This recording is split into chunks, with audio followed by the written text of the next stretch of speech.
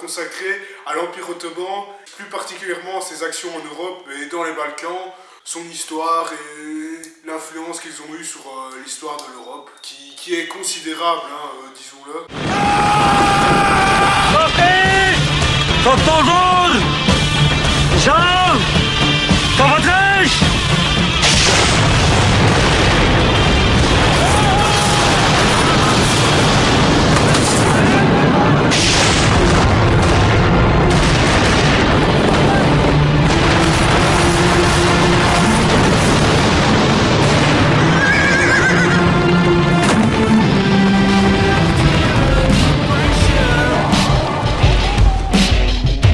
Qu'à la base, l'Empire ottoman fut fondé par Osman Ier, d'où le nom ottoman, enfin Osman, ottoman, hein, voilà. Et donc c'est un chef de tribu, d'une petite tribu vivant dans l'Anatolie, donc région correspondant à la majorité de la Turquie actuelle, qui descendait d'une des tribus qui avait conquis cette région au Moyen-Âge sur l'Empire byzantin, donc grosso modo au XIIe siècle. Putain, ça pue, mec. Ouais. Donc il faut savoir qu'à l'époque, cette péninsule était morcelée entre différentes tribus qui se faisaient la guerre entre elles, des tribus turques essentiellement, mais aussi avec l'Empire byzantin, donc l'Empire romain d'Orient, voisin, qui tentait aussi de récupérer l'Anatolie. Ça pue déjà.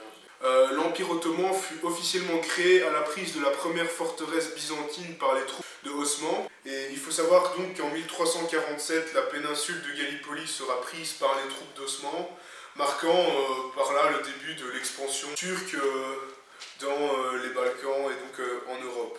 En 1389 aura lieu la mythique bataille de Kosovo-Polje qui mettra fin au royaume serbe. Donc, durant cette bataille, les Serbes auront au début l'avantage et réussiront même à tuer le sultan ottoman. Cependant, son fils, Mourad, devenu donc sultan, réussira à réorganiser ses troupes et à finalement arracher la victoire à la fin. Donc cette bataille est considérée comme la bataille fondatrice de la nation serbe, et vu qu'elle a eu lieu près du Kosovo, elle donne évidemment parfois lieu à des récupérations, comme on voit au Kosovo actuel, donc les conflits ethniques et tout ça. Mais bon, ce n'est pas l'objet de notre vidéo.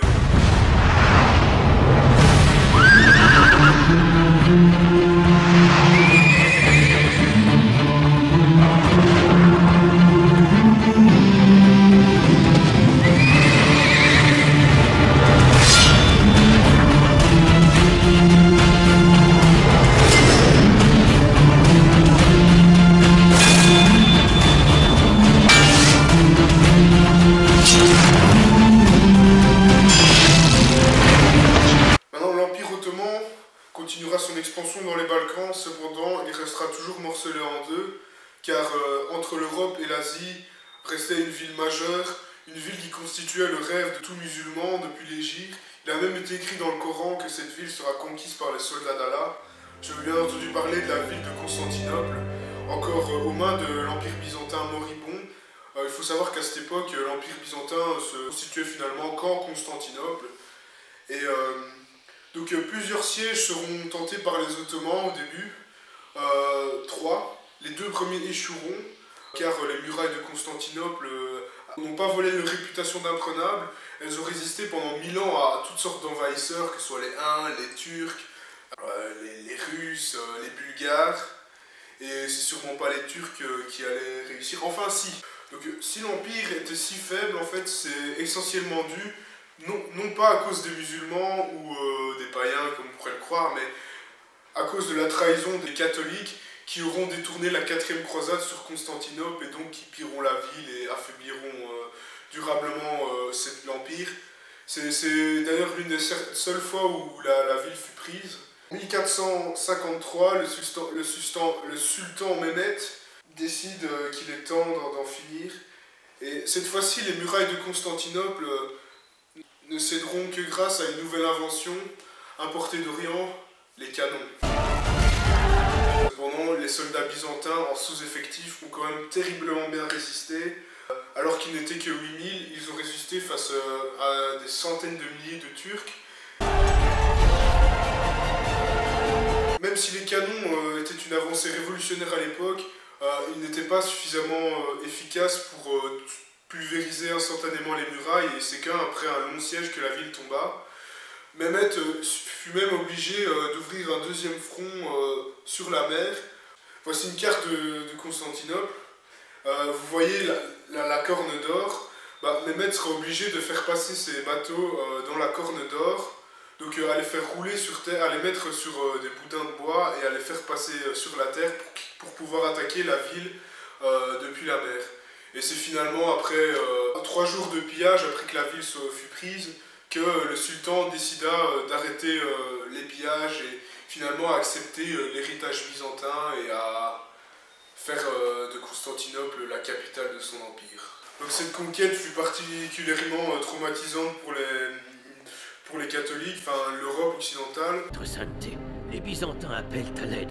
Et aussi on date le début de la Renaissance à la chute de Constantinople, car de nombreux savants grecs ont fui donc en Italie, et ce qui permettra de commencer la Renaissance italienne. Mais le traumatisme fut tel que partout dans toute l'Europe on raconta des histoires atroces sur la chute de Constantinople prise par les infidèles turcs. Le traditionnel allié byzantin qui protégeait l'Europe contre les musulmans n'était plus, et les catholiques auraient à faire face eux-mêmes à ce fléau. Pendant cette période, donc la Renaissance, les Turcs s'attaqueront aux Hongrois, aux Polonais et à d'autres nations balkaniques. Leur avancée sera justement cristallisée dans le règne de Soliman le Magnifique, Suleiman, qui d'abord mit plusieurs fois la Hongrie à genoux et conquit une majeure partie des Balkans. En 1529, à la suite d'une querelle entre princes héritiers soutenus par les Turcs pour les uns et par les Autrichiens par les autres en Hongrie, Soliman mettra le siège devant Vienne en 1529 avec une immense armée. Cependant, cette armée était assez faible au point de vue moral et logistique. Ils n'avaient pas beaucoup de nourriture. Le temps était épouvantable, la ville résista tant bien que mal, elle était assez bien fortifiée, elle était défendue par des canons beaucoup plus efficaces que ceux des Turcs. Toutes les tentatives de sape par minage en bas furent repoussées, et les sorties autrichiennes furent pour la plupart couronnées de succès. C'est donc avec quasiment en déroute que l'armée ottomane quitta Vienne.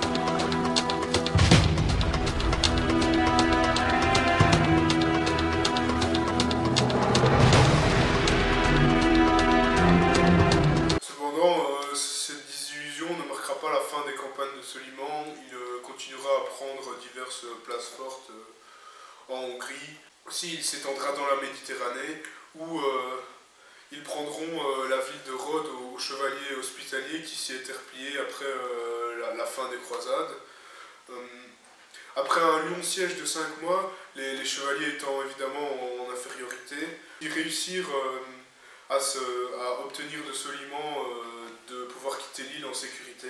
Ensuite, ces derniers se retrancheront à Malte, d'où Soliman tentera encore de les expulser, mais là, cependant, il se fera déchirer et devra rentrer en catastrophe chez lui. Ce fut un plus grand fait d'armes de cette époque où des chevaliers chrétiens en sous-nombre réussirent à vaincre un bon nombre d'infidèles. Le temps des grandes conquêtes ottomanes en Europe est déjà révolu, et l'Empire amorce déjà son déclin, enfin sa stagnation. En 1574, les Européens se coaliseront à l'initiative du pape pour les chasser de la Méditerranée, et ce qui donnera lieu à la fameuse bataille de Lépante, où par exemple les Ottomans, à court de munitions, furent obligés de se battre en lançant des oranges à la tête de leurs ennemis, ce qui provoqua évidemment l'hilarité. Bon, après, on ne sait pas si cet épisode fut réel ou si c'est juste un fait de propagande destiné à ridiculiser l'ennemi. Quoi qu'il en soit, la victoire fut européenne. En Europe, il y aura toujours des escarmouches entre Turcs et Habsbourg, et dont le point d'orgue finira en 1683, où les Turcs reprendront une nouvelle fois la route de Vienne et mettront le siège. Ce siège sera beaucoup plus virulent que le premier, et il donnera lieu à des combats sanglants.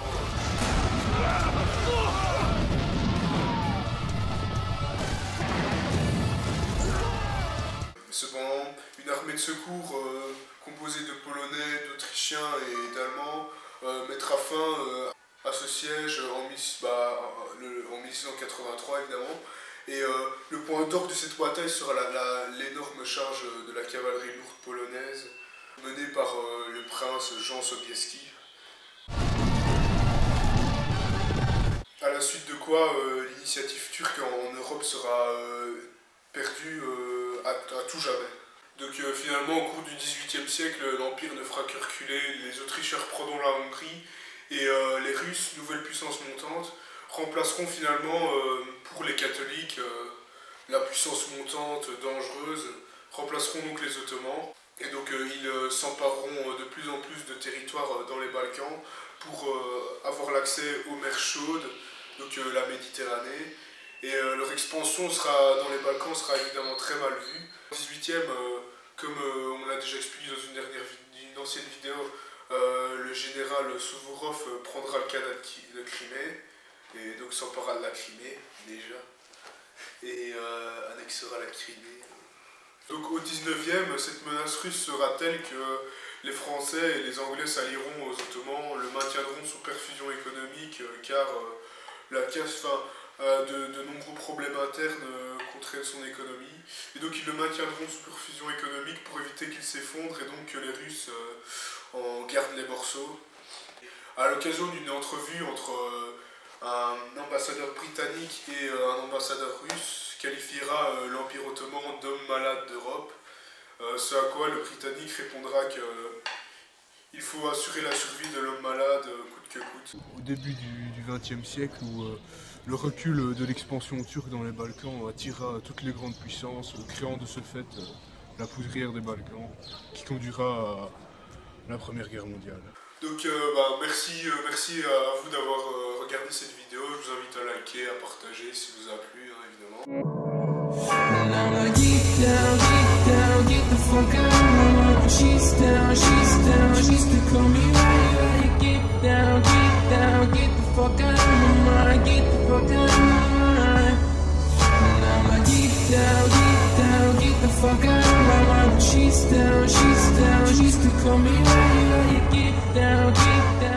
L'absorption... Putain, c'est qui?